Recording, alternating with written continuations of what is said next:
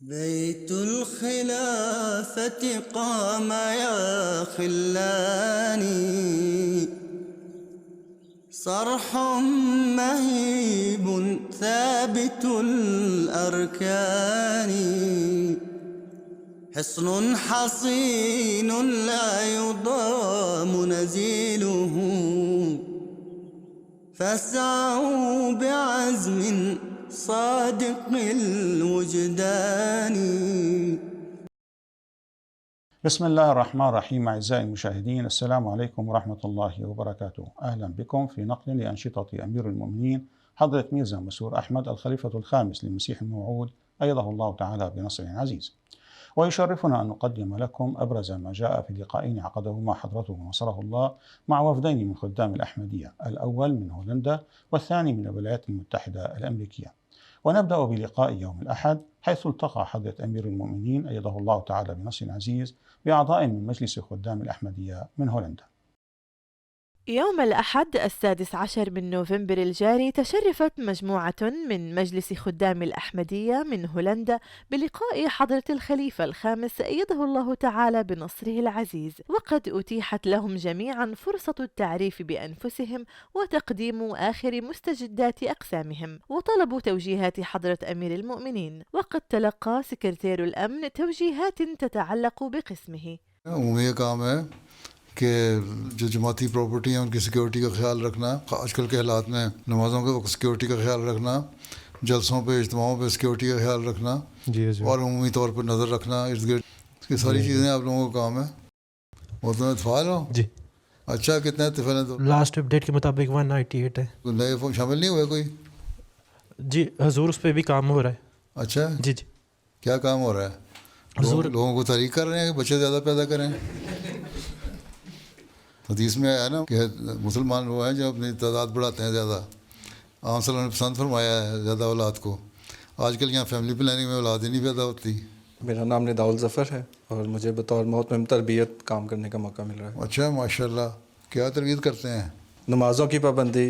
اچھا اللہ تعالیٰ سے. عملہ والے کتنے ہیں جو 5 نماز باجماعت پڑھتے ہیں؟ جی سارے 5 نماز پڑھتے جی ہیں. باجماعت باجماعت کا فکر نہیں ہے، 5 نماز. 5 نمازیں تو پڑھنی ہیں، اگر نہیں پڑھیں گے تو عملہ سے باہر ہو جائیں گے. جی بالکل. باجماعت پڑھنے والے کتنے ہیں؟ وہ اس طرح فکر نہیں ہے. بعض لوگوں سے پوچھنے کے بجائے پہلے عملہ سے پوچھو. جی ٹھیک ہے. جی سر. نیشنل عملہ پھر مقامی عملہ. جی سر. اگر یہ لوگ نمازی ہو جائیں تو باقی سب بھی ہو جائیں گے. جی بالکل.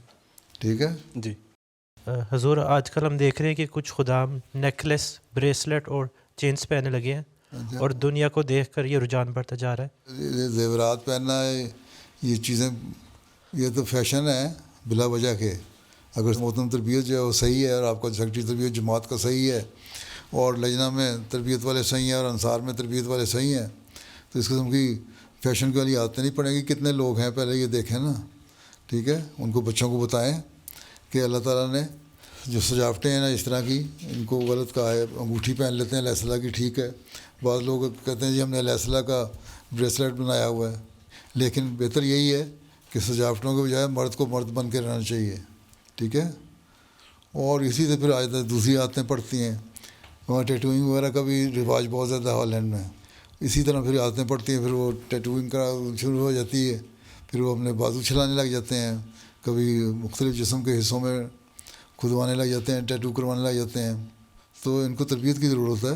ان سے سمجھاؤ کہ اسلام کیا کہتا ہے مرد کے لیے کیا ذمہ داریاں ہیں. یہ سجاوٹیں یہ عورتوں کے لیے ہیں، اس لیے تم مرد بنو اور تمہارے جو کام ہے وہ کرو. وہ کیا کام ہے کہ خدا سے تعلق پیدا کرو اور اسلام کو پیغام دنیا میں پہنچاؤ. خدام کی تربیت ایسے نہج پہ ہونی چاہیے ان ملکوں میں. ٹھیک ہے. اب محترم اطفال ہیں تو اطفال کی تربیت کریں نا اس نہج سے، تاکہ جو خدام میں جائیں تو ان کو ان باتوں کو پتہ ہو. ٹھیک ہے. وفي ختام اللقاء أتيحت للخدام فرصة التقاط صورة مع حضرة أمير المؤمنين وتلقوا من حضرته أقلاما هدية.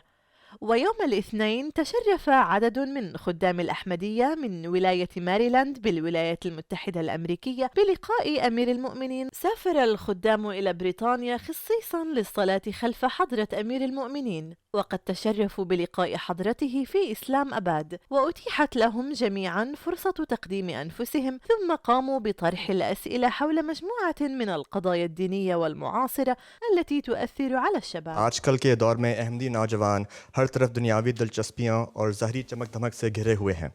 ایسے تیز رفتار دور میں جو فوری تسکین یعنی انسٹنٹ گریٹیفیکیشن پر مبنی ہے، ہم کس طرح صبر، عاجزی اور استقامت کو اپنی زندگی کا حصہ بنا سکتے ہیں تاکہ ہم اپنی آنے والی نسلوں کو صراط مستقیم پر قائم رکھ سکیں اور اللہ تعالیٰ کی قربت، رضا اور رحیمیت حاصل کر سکیں. ڈگری لی ہے آپ نے؟ جی. ماسٹر ڈگری کی ہے، بیچلرز کی ہے، 14 سال پہلے پڑھے.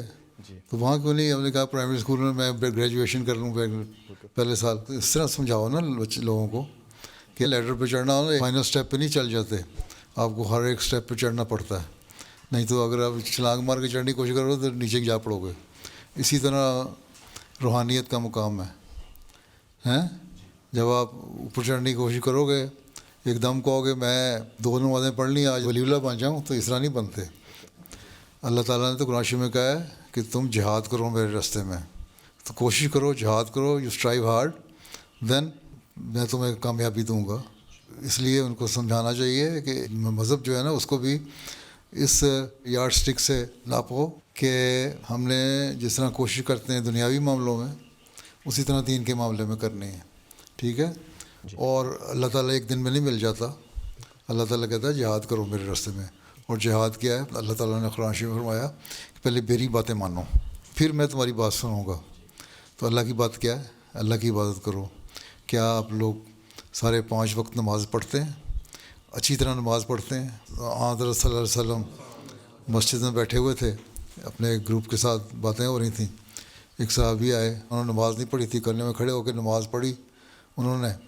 پھر آ کے مجلس میں بیٹھنے لگے، وسلم کے تو انہوں نے نماز ٹھیک نہیں پڑھی، جاؤ دوبارہ پڑھو. وہ دوبارہ پڑھ کے آگے دوبارہ انہوں نے کہا نہیں تو ابھی بھی تو نے ٹھیک نہیں پڑھی، دوبارہ پڑھو. 3-4 دفعہ ان سے نماز پڑھوائی. ان سے کہا حضور مجھے تو اس سے زیادہ نماز پڑھنی نہیں آتی، کس طرح پڑھو؟ انہوں نے کہا ٹھہر ٹھہر کے آرام سے اللہ کو سامنے رکھ کے دعا کر کے پھر پڑھو، تو وہ نماز ہوتی ہے. تو آپ یہ دیکھیں، آپ ہم اس طرح نمازیں پڑھتے ہیں، اس کے بعد پھر یہ کہ نفل پڑھو، پھر اللہ تعالیٰ ذکر الہی کا ہے اس کو کرو. پھر اللہ تعالیٰ نے قرآن شریف میں بہت ساری حکم ہے، ان کو عمل کرو. کوئی نمبر آف کمانڈمنٹس، کوشش کہتے ہیں 500 700 1200. تو ان پہ دیکھو لوگوں کے رائٹس جو ہیں وہ بھی ادا کر رہے ہیں کہ نہیں، اللہ کا رائٹ جو ہے ادا کر رہے ہیں کہ نہیں. تو وہ جب ساری چیزیں ہو جائیں گی پھر ایک ترقی کی منزلیں جاتی ہیں، پھر اللہ سے تعلق پیدا ہوتا ہے. نہیں تو ابھی تو آدمی پرائمری اسکول اسٹوڈنٹ ہی ہے جب تک یہ چیزیں حاصل نہ ہو جائیں. ٹھیک ہے. اب گریڈ 12 میں جو گیا ہے، کہتے ہیں میں گریڈ 12 سے جا کے ایک دم مجھے بیچلرس کی ڈگری مل جائے، تو نہیں مل سکتی. ٹھیک ہے. کہ میں بڑا ہوشیار ہو گیا ہوں، میں نے گریڈ 12 میں یہ گریڈ لے لیے تو میں پتہ نہیں کیا چیز بن گیا ہوں. کچھ نہیں بن گئے جب تک وہ اپنا گریجویشن کا کورس 2 یا 3 سال کا پورا نہیں کرتے، پھر ماسٹر ڈگری پوری نہیں کرتے، پھر پی ایچ ڈی نہیں کرتے. تو جو بھی اپنی دنیاوی اچیومنٹس ہیں ان کا پینیکل جب تک نہیں حاصل کرتے، اس وقت تک آپ کو نہیں پوچھا جاتا نا کہ تم کو ماسٹر، تم کو بڑے کو پوٹینشل لیکن اس کو استعمال کر کے سامنے نہیں آیا لوگوں کے. اسی طرح دین کا معاملہ ہے. اگر آپ کے اندر پوٹینشیل ہے بھی دین سیکھنے کا، جب تک اس کو استعمال نہیں کرو گے صحیح طرح اور اللہ کی باتیں نہیں مانو گے، تو اس طرح تو صرف گریٹیفیکیشن سے کام تو نہیں بن جاتا. جس طرح صبر کرتے ہو نا پرائمری سے لے کے بیچلرز کرنے تک 14-15 سال، اسی طرح یہاں بھی صبر کرو. ٹھیک ہے. اور سیکھو. بیچ میں 4 نمازیں پڑھ کے، رمضان کا 1 مہینہ 5 نمازیں پڑھ کے کہہ دیا کہ ہم نے اللہ تعالیٰ کو دیکھا نہیں. دیکھنا کہاں تھا؟ 1 مہینے میں تو نظر آئے گا اللہ بھی. ہاں. اللہ تعالیٰ کہتا ہے مجھے دیکھنے کے لیے میری مانو. انہی رمضان کے روزوں کی آیتوں میں اللہ تعالیٰ نے فرمایا ہے کہ مجھے پہ ایمان بھی پکا کرو اور پھر میرے سے مانگو، پھر میں تمہاری سنوں گا انشاءاللہ. ٹھیک. جزاک اللہ. میرا سوال ہے، کیا مرنے والی کی روح کو موت کے بعد کوئی شعور یا علم ہوتا ہے؟ مثال کے طور پر کیا روح اس بات سے واقف ہے کہ اس کے پیاروں کے ساتھ کیا ہو رہا ہے؟ تم نے فلاسفی اور ٹیچنگ آف اسلام پڑھی؟ نہیں حضور. نہیں پڑھی. اس کو غور سے پڑھو نا، اس میں جواب آ گیا اس کا. ٹھیک ہے. موت کے بعد روح اس جسم سے علیحدہ ہو جاتی ہے اللہ تعالیٰ کے پاس، اور وہاں اللہ تعالیٰ اس کو ایک نیا جسم دیتا ہے. وہ جسم یہ جسم نہیں ہوتا. ٹھیک ہے، تبھی تو اللہ تعالیٰ کہتا ہے جو جہنم میں جانے والے ہیں ان کو جلایا جائے گا، ان کی جلدیں جل جائیں گی، پھر ان کو نئی جلد ملے گی، پھر جلائیں گے سزا ملنے کے لیے، جو بہت زیادہ گناہ گار ہیں. تبھی ہو سکتا ہے نا، یا جو جنت میں جانے والے ہیں وہ انجوائے کریں گے. تو وہ ایک اور جسم ہے جو حضرت مسیح علیہ السلام نے اس کی بڑی تشریح وضاحت سے کی ہوئی ہے اسلامی اصول کی فلاسفی میں، کہ یہاں سے جانے کے بعد ان کو جسم مل جاتا ہے، اور ان کو اللہ تعالیٰ بتا بھی دیتا ہے کہ تمہارے لوگ جو تمہارے لیے دعائیں کر رہے ہیں وہ تمہارے پہنچ رہی ہیں تمہارے درجات کی بلندی کے لیے. اس لیے حدیث میں آیا کہ جب فوت ہو جائے بندہ تو کم از کم 40 دن اس کی قبر پہ جا کے دعا کرو، اس کے قریبی رشتہ دار، تاکہ اللہ تعالیٰ اس کے درجات بلند کرے. تو اس کا اسٹیٹس پھر کرنے کے لیے اللہ تعالیٰ کہتا ہے دعا بھی کرتے رہو. لوگوں کو اس طرف توجہ دلائی نا، وہ پھر اللہ تعالیٰ ان کو بتاتا ہے کہ ہاں تمہارے رشتہ دار جو ہیں یہ دعائیں تمہارے لیے کر رہے ہیں، تو تمہیں میں اس لیے چلو ایک سٹیپ اور اوپر لے جاتا ہوں. جنت میں تو سینکڑوں درجے ہیں، ٹھیک ہے، مختلف لیول ہیں نا، ان پہ لے کے جاتا ہے اللہ تعالیٰ. باقی یہ ہے کہ پیاروں کے ساتھ کیا ہو رہا ہے، اگر اللہ کی مرضی ہے یہ بھی ان کو بتا سکتا ہے کہ یہ لوگ تمہارے اچھے کام نہیں کر رہے، اس لیے ان کو تو میں اس میں برے حال میں ہے. یعنی بعض لوگوں کو بعض خوابوں میں آ جاتے ہیں بعض لوگ ایسی خوابیں سناتے ہیں اپنی کہ ہمیں ہمارا فلاں قریبی ہمارا پیارا ہمیں خواب میں آیا اور اس نے کہا کہ تم یہ کام غلط کر رہے ہو، اس کو ٹھیک کرو، اللہ تعالیٰ ناراض ہے تمہارے سے. تو اس کا مطلب اللہ تعالیٰ نے اس کو بتایا ہوگا نا. تو پھر اللہ تعالیٰ نے ایک یہ سسٹم بتایا، یہ تو نہیں کہ کوئی فزیکل باڈی سامنے آ جاتی ہے. تو یہ جو طریقہ ہے اللہ کا پیغام دینے کا ہے، اس میسیج کے ذریعے سے آ جاتے ہیں، پتہ بھی لگ جاتا ہے. ٹھیک جی، جزاک اللہ حضرت. میرا سوال ہے، ہم حضرت مسیح موعود علیہ السلام اور خلفاء کی کتابیں پڑھنے کی عادت کیسے ڈال سکتے ہیں؟ بچپن میں کامکس پڑھتے تھے یا ناولیں پڑھتے ہیں، یہ کس طرح عادتیں ڈالی تھیں؟ جس طرح وہاں پڑھنے کی عادت ڈالی تھی اس طرح ایک وقت رکھو. پہلے تو کرے قرآن شریف پڑھنے کی عادت ڈالو. جی. پہلی چیز یہ قرآن کریم، جی. اس کو پڑھو، اس کی کمنٹری پڑھو، ٹرانسلیشن پڑھو. اس میں بہت ساری باتیں پتہ لگیں گی، اور بہت ساری باتیں ایسی ہوں گی جو سمجھ نہیں آئیں گی. ان کو سمجھنے کے لیے پھر کتابیں حضرت مسیح علیہ السلام کی پڑھو یا خلفاء کی تفسیریں پڑھو. اب تو بڑا آسان ہو گیا معاملہ.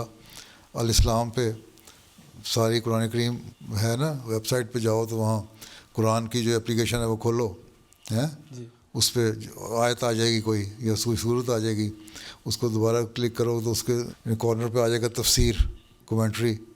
اس کومنٹری کو دوست پہ لکھا ہوگا حضرت مسیح علیہ السلام کی کومنٹری، خلیفہ اول کی کومنٹری، خلیفہ ثانی کی، خلیفہ رابع کی، یا بعد میں تقریروں، انہیں سے پھر تمہیں ریفرنس مزید مل جائیں کہ بعد کے خلفاء نے بھی تقریریں کی ہوئی ہیں. ٹھیک ہے، اور ان میں تقریروں میں ان آیتوں کو پتہ لگ جاتا ہے.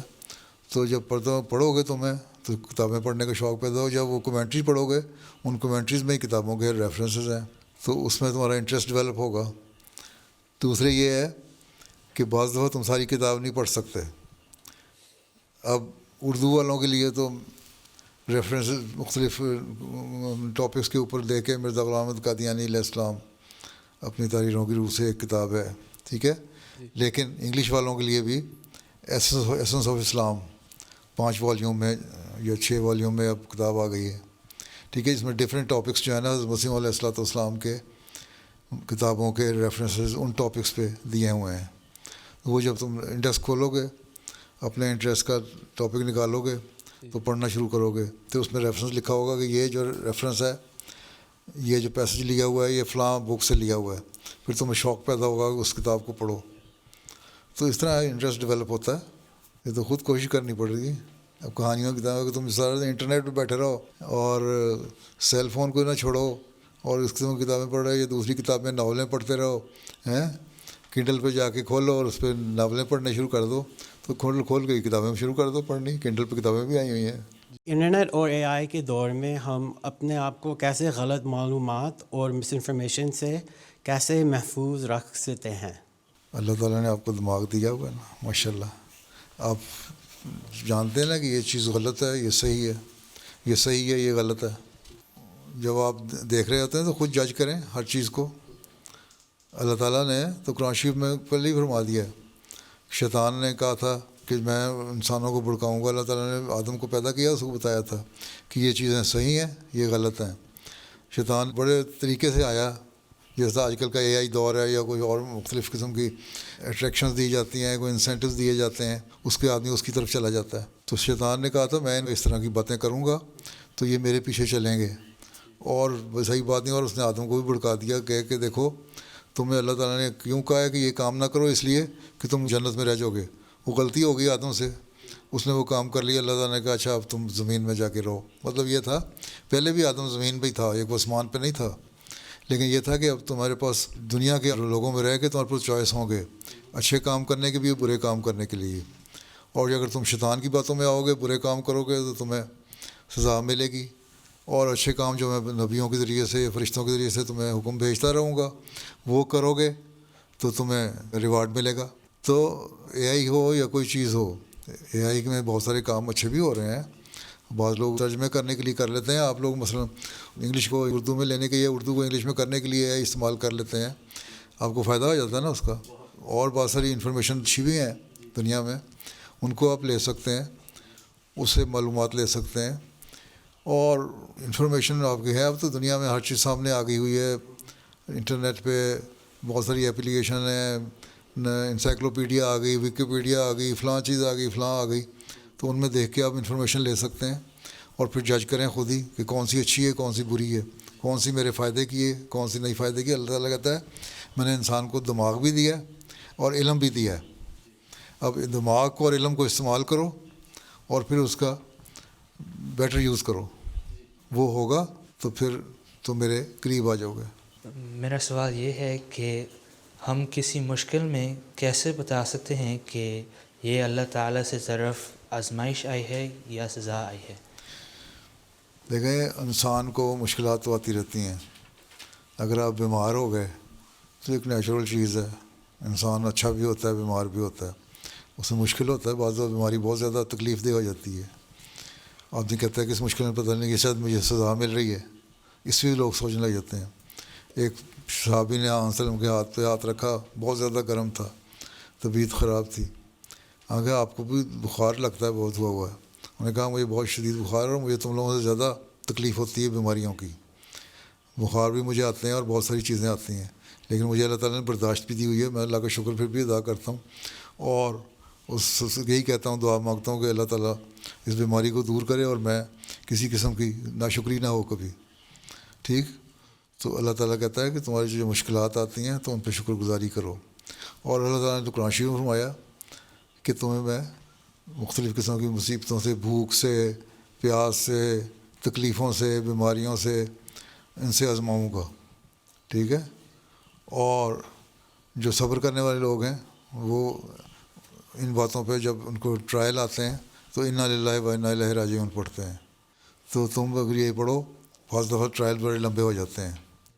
ٹھیک ہے, ہاں اگر آپ نیک کام کر رہے ہیں, خدا کی عبادت بھی کر رہے ہیں, چیریٹی بھی دے رہے ہیں, صدقہ بھی دے رہے ہیں, لوگوں کے حق بھی ادا کر رہے ہیں, تو پھر اس کے باوجود اگر ٹرائل لمبے ہو رہے ہیں, اس کا مطلب ہے کہ اللہ تعالیٰ بھی آپ کو آزما رہا ہے. You are still going through trial. تو اگر جلدی ہو جائے گا تو ٹھیک ہے. مسلم السلام نے ایک جگہ لکھا ہے کہ بعض دعا دیر سے قبول ہوتی ہے, اور جب دعا دیر سے قبول ہونی ہوتی ہے, اس کا مطلب یہ ہوتا ہے اللہ تعالیٰ کی مرضی ہوتی ہے کہ بندہ اور دعا کرے تو میں زیادہ اچھی طریقے سے اس کو قبول کروں. یہ بھی ایک طریقہ ہے اللہ تعالیٰ کا.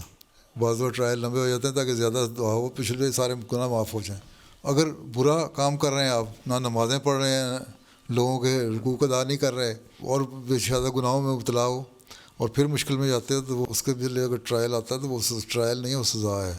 وہ سمجھو کہ سزا مل رہی ہے, کچھ تو اللہ نے اس میں دنیا میں دے دی, کچھ اگلے جہان میں. اور پھر یہ بھی ہے کہ بعض دفعہ اللہ تعالیٰ, بعض ایسے گناہ ہوتے ہیں آدمی کو پتہ نہیں ہوتا, غلطیاں ہوتی ہیں, ان کے بدلے اگر یہاں اس دنیا میں سزا دیتا ہے, یہ ٹرائل ہوتے ہیں بعض, تو اللہ تعالیٰ یہاں معاف کر دیتا ہے, اور اگلے جہان میں جا کے پھر سزا نہیں ملتی. تو یہ بھی اللہ تعالیٰ کا ایک طریقہ ہے.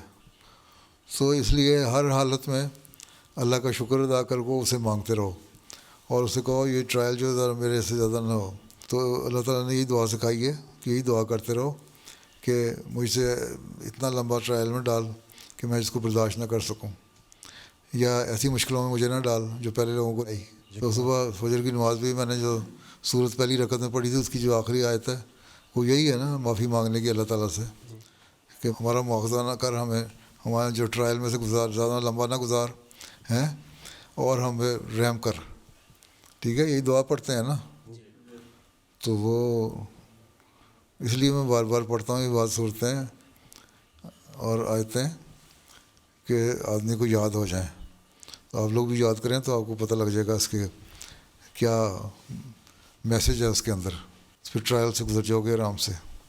ٹھیک ہے.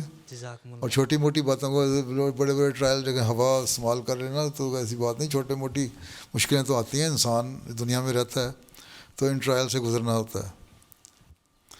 ٹھیک ہے. جزاک اللہ حضور. آج کی دور میں جب ہر طرف تکلیفیں اور مشکلات نظر آتی ہیں، ہم کس طرح امید پہ قائم رہ سکتے ہیں اور اللہ تعالیٰ پر توکل پیدا کر سکتے ہیں؟ بتایا نا میں نے ابھی اس کو. جی. انسان کے ساتھ لگی ہوئی ہیں تکلیفیں مشکلات. اگر آپ اللہ تعالیٰ کو نہیں مانتے، ایتھیسٹ ہے، اس کو نہیں تکلیفیں آتی؟ جی آتی ہیں نا. وہ بھی سارے تکلیفوں سے گزر رہا ہوتا ہے نا. جو دوسرے مذہب کے لوگ ہیں ان کو بھی آتی ہیں. جی. ہر ایک گزر رہا ہے. جو پیگن ہے اس کو بھی آتی ہے، جو بتوں کو پوجا کر رہا ہے اس کو بھی آتی ہیں. جی. تو یہ تو ہر ایک کو تکلیفیں آتی ہیں. لیکن جو مومن ہے جب اس کو آتی ہیں تو اس دعا کرتا ہے، اس کو توکل ہوتا ہے کہ میں جو دعا کروں گا یا صدقہ خیرات کروں گا تو اللہ تعالیٰ ان مشکلات کو میرے لیے آسان کر دے گا. جی. مجھے محسوس نہیں ہوں گی، یا اگر ہوں گی تو اس کا ریوارڈ مجھے اگر یہ اس دنیا میں نہیں تو اگلے جہان میں مل جائے گا. ٹھیک ہے. پر چھوڑنا تو میں نے کہیں نہیں، جانا تو اللہ کے پاس ہی ہے. جی. ہیں، اور کوئی راستہ نہیں. ٹھیک ہے. اس لیے اس کو بہرحال اللہ کا ہاتھ پکڑنے کی کوشش کرنی پڑتی ہے. جی. تو جب وہ کرے گا اور اس پہ توکل کرے گا تو اللہ تعالیٰ اس کو ریوارڈ بھی دے گا. جی. ٹھیک ہے. تو اس کے توکل کے علاوہ تو اور کوئی راستہ ہی نہیں ہے نا، اور کوئی جگہ کوئی نہیں. ہمیں کم از کم یہ آسانی ہے کہ ہم یہ سمجھتے ہیں کہ اللہ تعالیٰ جو مرنے کے بعد کی زندگی ہے، جی، لائف آفٹر ڈیتھ جو ہے، اس میں ہمیں کچھ نہ کچھ دے دے گا. ٹھیک ہے. جی. اس ٹرائل میں سے گزرنے سے اسی پہ توکل ہے. باقی ہے کہ اللہ پہ توکل پیدا کرو، اسے دعا کرو تو بعض وہ یہاں بھی اللہ تعالیٰ دے دیتا ہے. ٹھیک ہے. بعض بار لمبا عرصہ چل جاتا ہے. ٹرائل کی بات ہی ہو رہی ہے تو ایک شخص پہ بہت زیادہ مشکلات آتی تھیں. 30 سال تک دعائیں کرتا رہا، اللہ میاں مشکل کو دور کر دے، یہ مسئلہ میرا حل کر دے. اور بزرگ تھا وہ، ہر دفعہ اس کو جواب آ جاتا تھا اللہ کی طرف سے کہ نہیں منظور. وہ مانگتا ہی چلا گیا. ایک دن اس کا ایک مرید بھی بیٹھا تھا، بڑا اسٹانچ قسم کا اس کا فالوور تھا. وہ قریب بیٹھا تھا اس کے، دعا کر رہا تھا. اللہ کی آواز آئی نا جب اس بزرگ کو، تو ایسا اللہ تعالیٰ نے اس کو بھی آواز سنا دی. دوسرے آدمی کو جو بیٹھا ہوتا، اس نے اپنے پیر صاحب سے کہا کہ جب اللہ کہتا ہے میں نے نہیں ماننی یہ بات تو کیوں مانگ رہے ہیں؟ کہتا ہے اللہ کے داری ہے، میں اس کے علاوہ کہاں جاؤں، اور اسی پر میرا توکل ہے، کبھی تو مان ہی لے گا. اسی وقت دوبارہ اس کو الہامی کیفیت طاری ہوئی، کشفی کیفیت طاری ہوئی. وہی اس کے بزرگ کے جو ساتھی تھا اس کے اوپر بھی وہی حالت طاری ہو گئی. اور اللہ میں نے کہا تمہاری جو 30 سال میں جو تم نے دعائیں مانگی تھیں میں نے پوری کرنی. تو 30 سال بعد دعائیں قبول ہوتی ہیں. اسی توکل تھا اس کو کہ اللہ کے علاوہ کوئی اور جگہ نہیں جہاں میں جاؤں. میرا سوال ہے، جب آج کا سیکولر یعنی لا دینی معاشرہ اسلامی اخلاق پر قائم رہنے والوں کو اختلاف، تنہائی اور دباؤ کا سامنا کرواتا ہے، تو ایک احمدی مسلمان کو کس طرح ثابت قدم رہنا چاہیے؟ معاشرے کا کیا دباؤ ہے کہ آپ ڈانس کریں، آپ شراب پئیں، آپ لڑکیوں کے ساتھ ڈیٹنگ کریں، ہیں؟ یہی دباؤ ہے نا جو لوگوں معاشرے میں آپ یہی دیکھتے ہیں نا، ارد گرد آپ کے انوائرمنٹ میں یہی کچھ ہو رہا ہے نا. ٹھیک ہے. تو آپ اس سے کس طرح بچیں؟ لاہور پڑھو، استغفار پڑھو، ہیں، اللہ کو یاد کرو. ہر وقت یہ دیکھو کہ اللہ تعالیٰ اوپر میرے دیکھ رہا ہے، اللہ تعالیٰ ہر میرے ایکشن کو اور میری ڈیڈ کو دیکھ رہا ہے. ٹھیک ہے. جب دیکھ رہا ہے اللہ تعالیٰ تو پھر انسان جو CCTV کیمرے لگے ہوئے ہیں بہت ساری گناہوں سے بچتے ہیں نا کہ یہ نہ کروں وہ نہ کروں. آج کل تو ویسے ہی وہ بہت سارے قانون ایسے بن گئے ہیں کہ اگر غلط قسم کی ہو باتیں تو اور CCTV سے ثابت ہو جائے تو آپ کو کیس ہو جاتا ہے. آپ ڈرتے ہیں کہ مجھے کیس نہ ہو جائے. تو اللہ میاں کے CCTV کیمرہ جو لگا ہوا اس سے کیوں نہیں ڈرتے؟ ہر بات جو ہے انفارمیشن اللہ کو جا رہی ہے. ٹھیک ہے, لنک ڈائریکٹ لنک ہے. ٹھیک ہے, دن کو بھی رات کو بھی. یہاں تو جو بعض دفعہ اندھیرے میں, بعض دفعہ اس میں سرویلنس کیمرے جو ہوتے ہیں وہ ڈارکنیس پوری طرح وہ پہچان نہیں کرتے, لیکن وہاں جو اللہ تعالیٰ کے وہ تو ہر جگہ دیکھ رہا ہے, اندھیرا ہو روشنی ہو. تو یہ خوف ہو کہ اللہ مجھے دیکھ رہا ہے, تو پھر یہ جو معاشرے کے دباؤ ہیں, برائیاں ہیں نا چند ایک, شیطان نے یہی کہا تھا نا کہ میں برائیوں پہ کروں گا. آج کل کی برائیاں کیا ہیں؟ انٹرنیٹ کے ذریعے برائیاں ہیں, عورتوں کے ذریعے سے برائیاں ہیں, شراب کے ذریعے برائیاں ہیں, دوستی کے ذریعے سے برائیاں ہیں, اور غلط قسم کی فلمیں ہیں یا باتیں ہیں, ماحول ہے. اس لیے اللہ تعالیٰ نے قرآن شریف میں فرمایا کہ تمہاری سوسائٹی ہے, تمہارا جو کمپنی ہے وہ ایسی ہونی چاہیے جو اچھے لوگوں کی ہو, اور لغو چیزوں سے بچ کے رہو. تو جب بچ کے رہو گے تم اور استغفار پڑھو گے, دعا کرو گے, اللہ کا خوف دل میں رکھو گے, تو ثابت ہوگا. اگر کوئی مومن نہیں ہے, ایمان دل میں نہیں ہے, تو پھر شیطان نے کہا تھا میں ورگلاؤں گا, میرے پیچھے لوگ چلیں گے, اس کی بات پوری ہو جائے گی. اچھے اخلاق کیا ہیں؟ پہلی بات تو یہ اللہ کی عبادت کرو. جب عبادت کرو گے تو اللہ سے مانگو کہ میں اچھے اخلاق پہ رہوں. پھر جو سارے اچھے اخلاق ہیں ان پہ قائم کرنا, لوگوں کا خیال رکھنا, غریبوں کا خیال رکھنا, یتیموں کا خیال رکھنا, دوستوں کا خیال رکھنا, برائیوں سے بچنا, زنا سے بچنا. یہی سارا آج کل ماحول, یہ انوائرمنٹ ہے نا سارا جو آپ کو اٹریکشن دے رہا ہے, اس سے بچ کے رہیں. اس کے لیے استغفار اللہ تعالیٰ نے کہا ہے تم استغفار پڑھو, تو جو آئندہ گناہ ہونے ہیں اس سے بھی بچاؤں گا میں, اور جو پچھلے ہوئے ہیں ان کو بھی معاف کر دوں گا. Sometimes I feel that I'm not worthy enough to read the Quran or go read namaz. How can I overcome this feeling, and how can I get past it? یہ تو کوئی کہہ نہیں سکتا نا کہ کوئی بھی نیک کام کرنے کے لیے I am worthy of doing this thing. کچھ نہیں کہہ سکتے. بہت سارے کام ایسے ہیں جو آپ دنیا میں بھی کرتے ہیں, آپ سمجھ نہیں آتی بعض چیزیں. نیکی کا کام ہے, قرآن کریم اللہ کا کلام ہے. اس لیے یہ کہنا کہ میں گناہ گار آدمی ہوں تو میں اللہ کا کلام پڑھوں گا, تو اللہ کا کلام پڑھو گے تو گناہ دور ہوں گے نا. اگر آپ میں ایک بیماری ہے, سر درد ہو رہی ہے تو کہہ دو جی میرے سر میں درد ہو رہی ہے, میں تو میرے سر دور نہیں ہو سکتی, میں کسی سے فرق نہیں پڑ سکتا, تو اس کا علاج اللہ نے بتایا کہ دوائی کھاؤ, پیراسیٹامول کھا لو گے درد اچھی دور ہو جائے گی.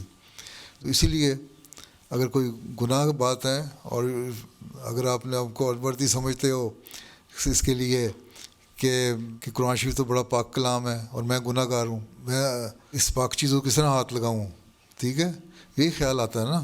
خوف ہوتا ہے نا اللہ کا. جب اللہ کا خوف دل میں پیدا ہوگا تو اس کا مطلب ہے تم پھر دعا کرو گے اللہ میاں سے کہ مجھے صاف کر دے, پاک کر دے. اور اس کے لیے اللہ تعالیٰ نے طریقہ بتایا کہ تم عبادت کرو اللہ کی, اللہ کا ذکر کرو. اللہ کا ذکر جو ہے, جو غلط خیالات سے, غلط باتوں سے پاک ہو جاتا ہے انسان ان سے.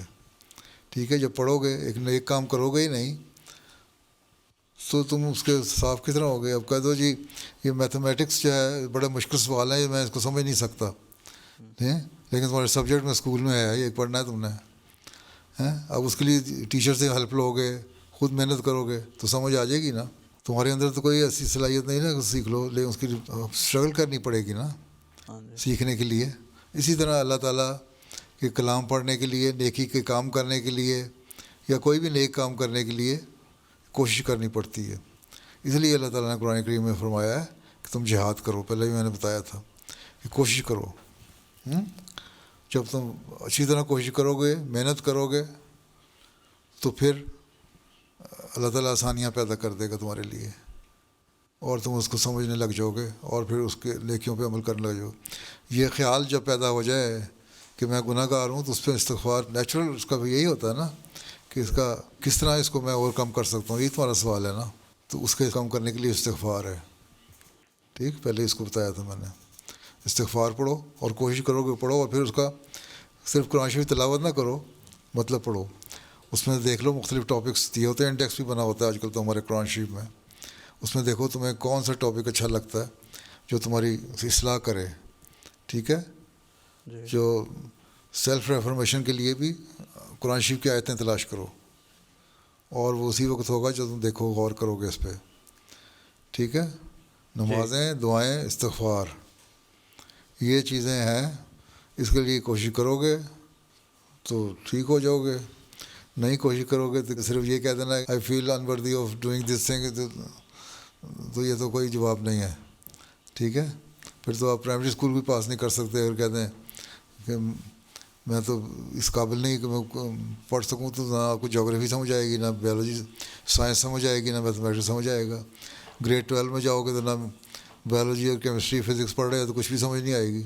کہہ دو کہ مجھے تو سمجھ نہیں آتی, تو میرا تو ہے. حالانکہ اللہ تعالیٰ نے کہتا ہے میں نے تمہیں سب کو پوٹینشیل دیا ہوا ہے, اگر اس کو صحیح طرح استعمال کرو گے تو سب کچھ سمجھ آ جائے گا نا. اسی طرح اللہ تعالیٰ کے کلام پڑھنے میں جو تمہیں اللہ تعالیٰ نے دیا ہوا ہے, کوالٹیز دی ہوئی ہیں, ان کو استعمال کرو گے تو ٹھیک ہو جائے گا. جی جزاک اللہ. أتيحت للخدام فرصة التقاط صورة مع حضرة أمير المؤمنين نصره الله وتلقوا منه أقلاما هدية. أعزائي المشاهدين، هكذا نأتي إلى نهاية نشرتنا، كما يمكنكم متابعتنا على العناوين الظاهرة أسفل الشاشة، وإلى أن نلقاكم في أنشطة جديدة. لكم منا أطيب الأمنيات، والسلام عليكم ورحمة الله وبركاته. بيت الخلافة قام يا خلاني